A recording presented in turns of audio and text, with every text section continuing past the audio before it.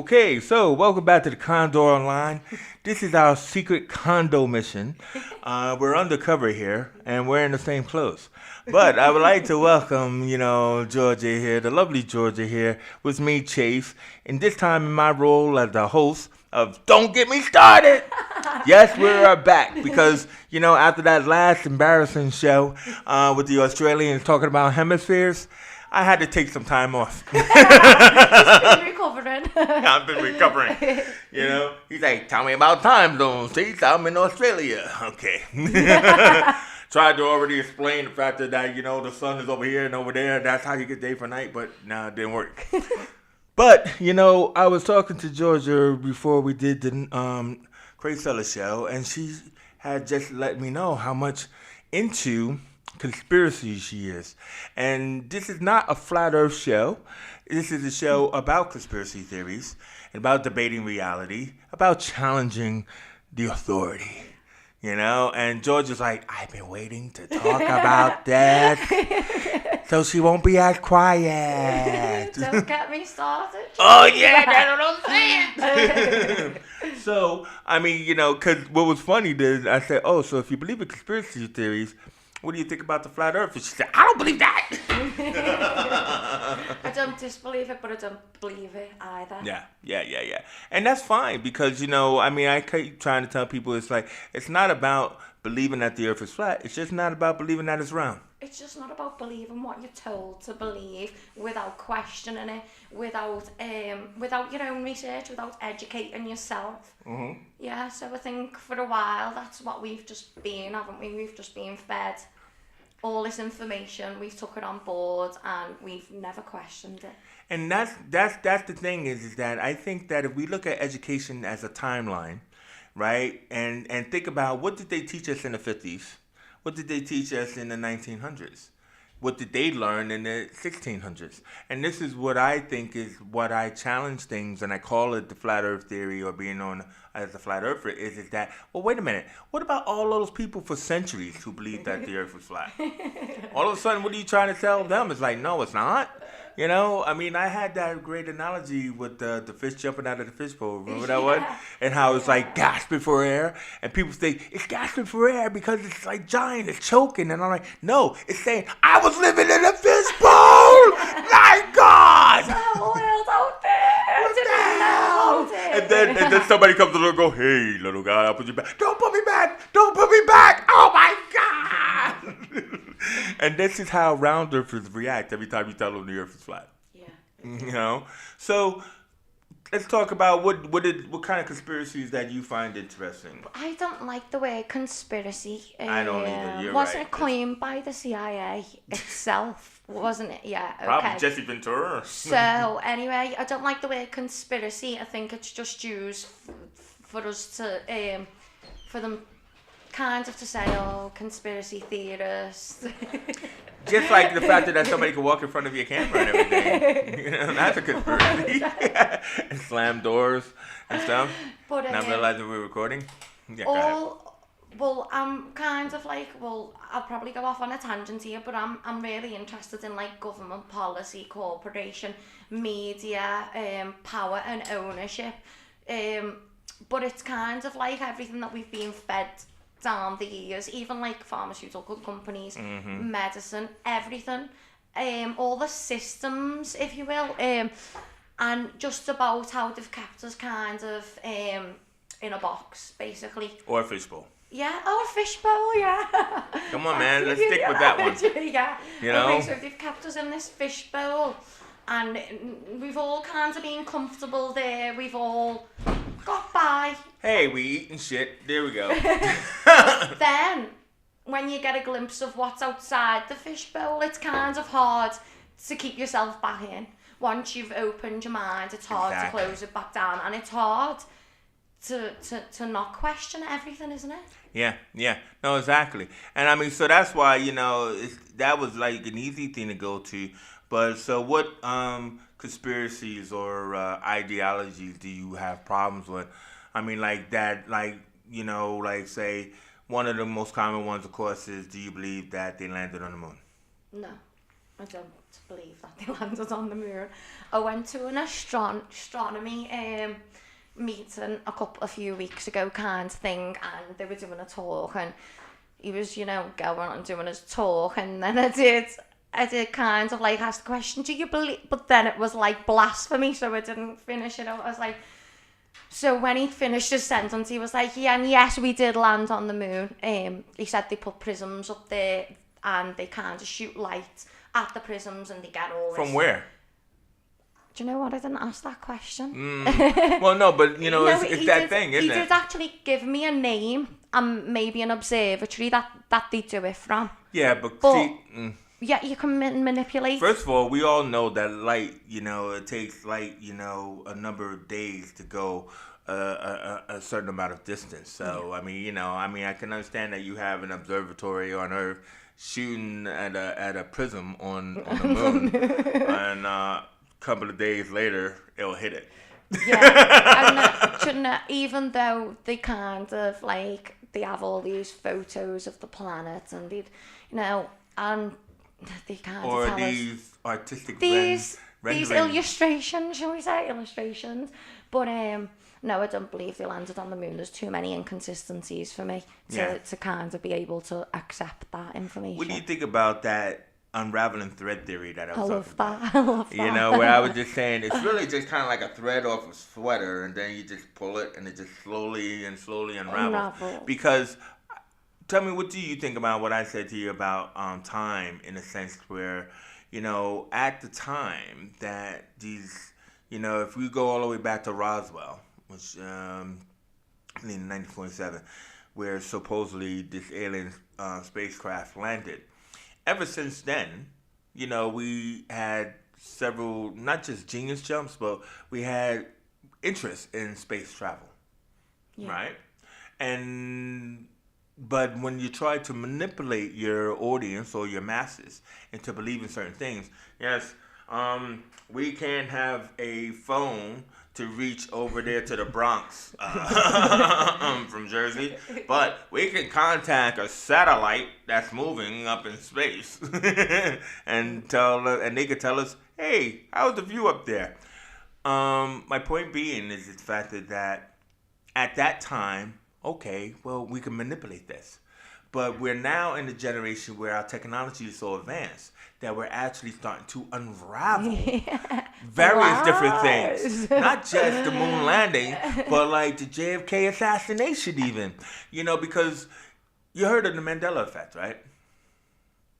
The Mandela effect about... No. The Mandela effect about like people remember something differently than it actually was. Well, I haven't heard it coined like that. Well, yeah. That's what they call it and stuff. If you punch it up on YouTube, it's like, people have different, memories of certain events. Yeah. So here we are in the present day, but even when we were like in the millennium or in the 90s, what people don't remember is that, because we watch movies all the time, is that when they went off, Neil Armstrong and the gang went off to the moon, and they're saying one giant step for man, one small leap for man, one giant step for mankind, whatever. That didn't actually happen live. It was audible. They heard it on the radio.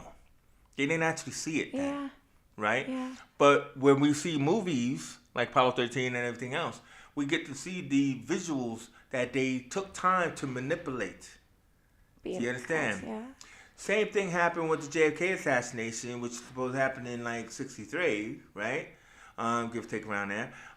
Sorry me for not doing math. We didn't actually, they took the Zapruder film, the guy who shot the actual head blast, and they kept that in, while it was being manipulated, archived for about 10 years. So we didn't actually see either of these events until the 70s, which happened in the 60s. But because when we look back at it, we assumed that everybody saw the visual at the time it happened. Yeah. You understand what I mean? Yeah. So science was able to manipulate the imagery of the event to make it like the event happened exactly that way. Yeah. But in doing so, they weren't able to account for certain things. such as with the moon landing, the infamous flag waving sequence. And there's no atmosphere on the moon, apparently, so how?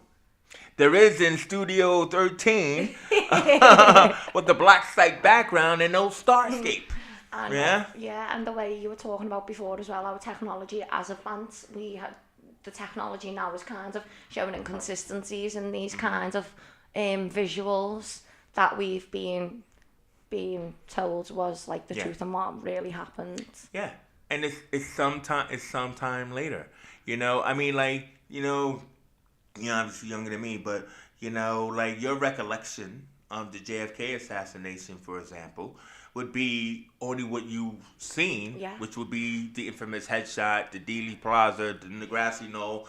Did Lee Harvey Oswald do it? You're probably of the generation where you saw it on the JFK movie with Kevin Costner, right? Or in the TV show Seinfeld, where it's like back and to the left, where Kramer keeps doing back and to the left. And my point is that footage was all edited as best it could be edited to say we documented the event. Everybody knew that somebody filmed it and everything. And here it is, right? As best as it could possibly be. But then that's what Oliver Stone tried to unravel with his film. Is like, oh, there's all these inconsistencies, all these unraveling threads here, and and even when you got the unraveling thread and people see it, just like the fish gasping for air, right? Still nothing happens. No. And this is why you have the flat earthing theory of like something above the government, or whatever, is deciding how we visualize our world and lives. Definitely. What do you think about all that? Definitely, I agree with that. I do think there's a higher power. I mean, I talked about government, corporation, media, stuff, ownership, but they're just puppets and it's orchestrated by higher powers. And there's so much that we can go into. We're just literally the tip of the iceberg today. There is so much that we can go into. And also, if other people are interested in kind of getting conversations going, they could tell us and we can kind of touch on those. But what was the question again? No, what do you think about like the manipulation of those visual images? Like hearing now, are you surprised that there's been a time gap between the actual event and the time we actually saw the visuals? No, definitely not. Because your only memory is of the visuals. Is that, yeah. Definitely. And that is what is the Mandela effect. Yeah. Right? So like in that fashion is that we are forced or allowed to believe or manipulated to believe into whatever somebody wants the masses to believe. I believe there is mass manipulation going on. It has been for hundreds of years, thousands of years maybe. But I don't know. I feel like now a lot more people seem to be questioning it. A lot more people seem to be interested, looking into things for themselves and not just accepting the media, like what they're told to believe. And I don't watch the news. I don't read newspapers, anything like that. I don't even have a TV. But the thing is, I will go online and all kinds of things interest me. I'll look into the alternative types of media, not mass media. And I've always kind of been interested in this type of thing and how easily, I mean, even myself, like the Twin Towers, for example, I can remember being 15 in Belvedere and like we were watching this and I was like, oh my God, we're going to a war, Iraq, whatever. Didn't question any of it. I was just like, and it scares me. It's scary because I think I could have went on like that. I could still be like that now and be in like moral panics just created by the media. And I think it's to deflect people from the actual truth. Everything is to deflect people from the truth. I mean, like, it's amazing where it's like, at the time, like you're talking about being in Belvedere, so, like how young you are. But at the time, it was like mass, crowds of people like in pain and in mourning. And, where, you built a new tower there and all that kind of stuff in this place. But how come every year now, when it's 9/11, September 11th, nobody really celebrates it? And that just shows you the power of disbelief into the so-called event that was supposed to be so horrific.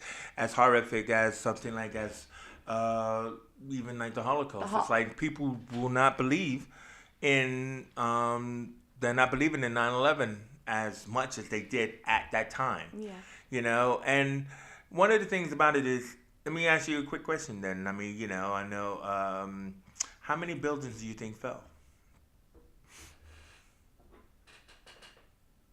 Well, I know the 2 Twin Towers did anyway.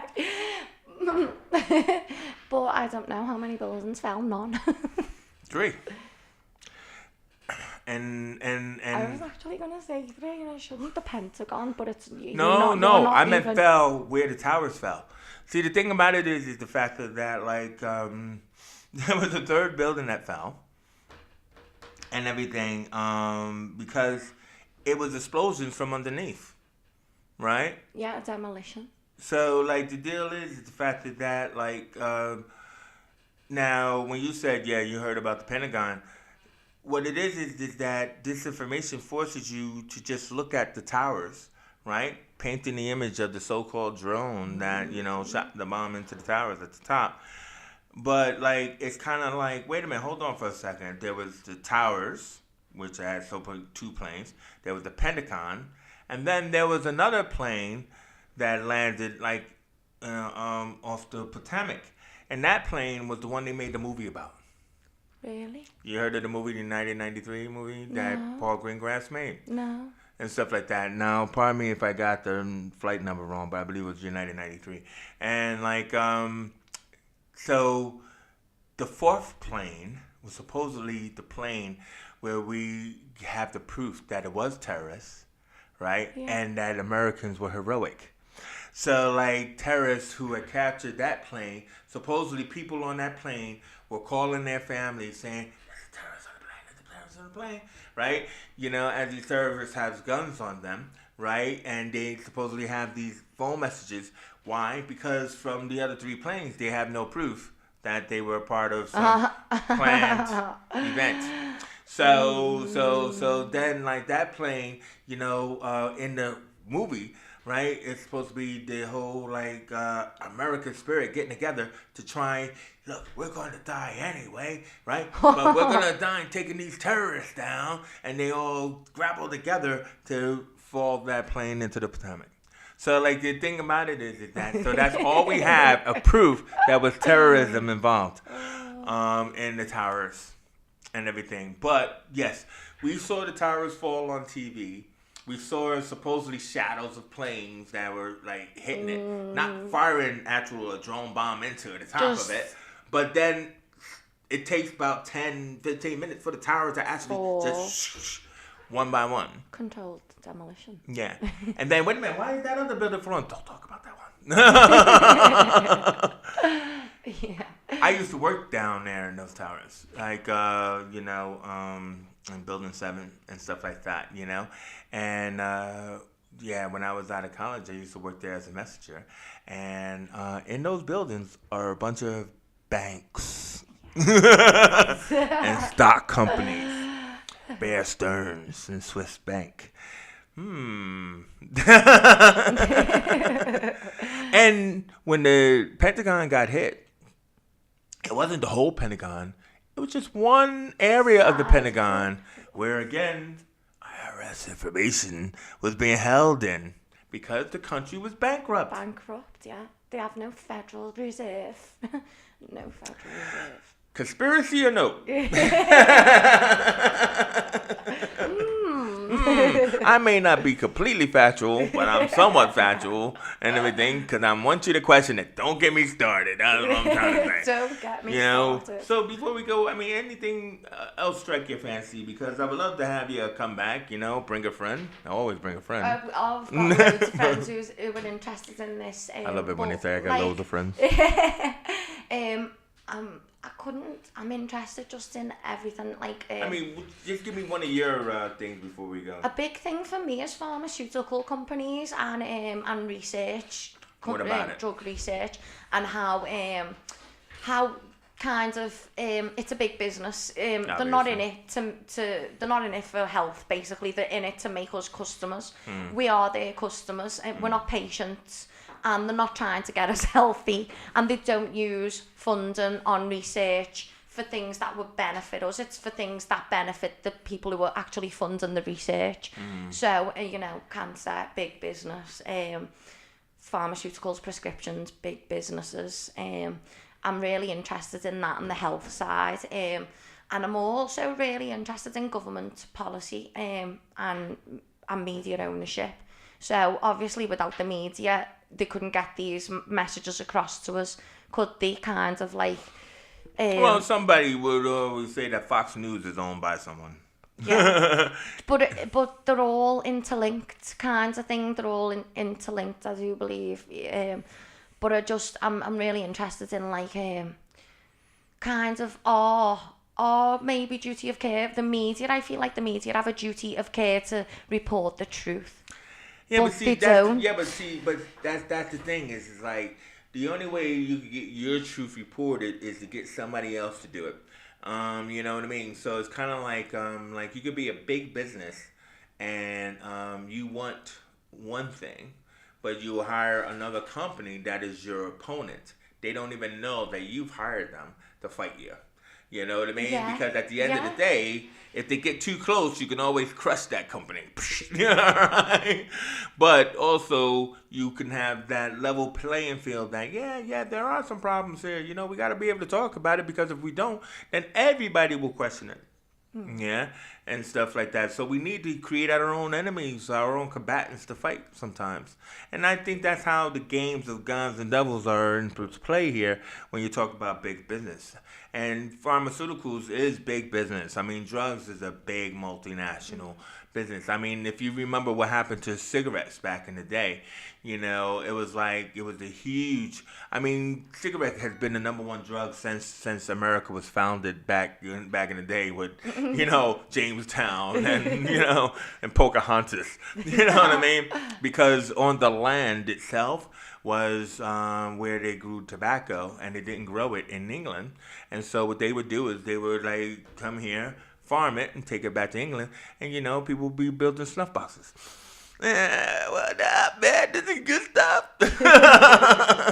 But also, it wasn't addictive, was it? Tobacco in its natural Technically, state? it wasn't addictive, but it was comfortable. It wasn't addictive like cocaine or heroin or where they chase the dragon and stuff like that. The way cigarettes are now, though. Increasing the tar, lowering the tar, and lacing it with different sort of carcinogenic. Thank you. And but I mean, it was just like raw tobacco back then, but it was something that they realized, like through the Indians, that they could smoke this. Hey, we could smoke this. It's all good. But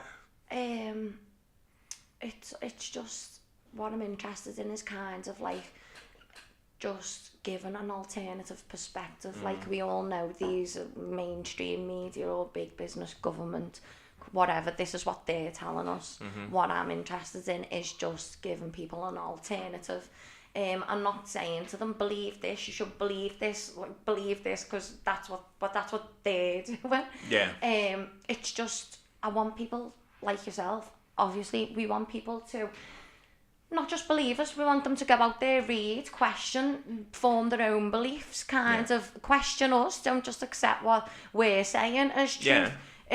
Question everything, that's basically. And that doesn't mean just rounders question us by saying, you're idiots and not just dumbasses. Disagreeing with it as well, not just Yeah, because it's out. Like, on the one hand is that I can only give you my form of Mandela effect knowledge, because it's like, I'm not looking to take the historian route with this and go, okay, here are all my facts. In 1925, in 1947, this happened. But I'm looking at a fun way of having a discussion around, these things, because maybe next time we can talk about the Roswell crash, because when I use the word genius jump, I'll leave this with you, is that before the crash of Roswell, we didn't have international business machines, which is called IBM. Yeah. after Roswell, all of a sudden, Americans are fascinated with data capturing or data gathering. Yeah, you know, they're fascinated with these machines and these, you know, threads of fiber optics and cables that all of a sudden can record information. It's like, whoa, where did all of that come from? You know what I mean? I mean, we had the telegraph, and now we got international business machines. You know, so it's kind of like, where did that genius jump of technology come from? And so there have been reports that you can find on YouTube and everything where, you know, they've discovered several things within that crash site where they wasn't the alien part, but they will say one of the things they discovered were fiber optics. You know, like the little coils and the little, like, see. And so when you reverse engineer these kind of things, and you go, whoa, let's take that into that, whoa, you know what I mean? You'd be like young Einstein or something. So obviously something did happen, you know, and it's still a mystery because it's shrouded in the unbelievability. All right, well, first of all, I just want to thank you for joining me here in Georgia. You know, this is Don't Get Me Started. Hopefully help me convince Georgia to come back. You know, this has been really exciting talk and everything. Much more interesting than that kid from his basement. But thank you very much. Thank you for having me. Don't get me started.